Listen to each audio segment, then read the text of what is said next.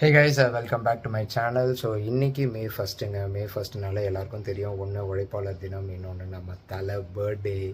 So தலை birthday அப்படிங்கிறதுனால சரி சடனாக கோயிலுக்கு போகலாம் அப்படின்னு சொல்லிட்டு எனக்கு தோணுச்சு. ஸோ இப்போ நான் வடபழனி முருகர் கோயிலுக்கு தாங்க கிளம்பிக்கிட்டு இருக்கேன். இப்போ ரீசெண்டாக வந்து பார்த்திங்கன்னா எல்லாருக்குமே தெரியும், நம்ம தலை வந்து பத்மபூஷன் அவார்டும் வாங்கியிருந்தார்.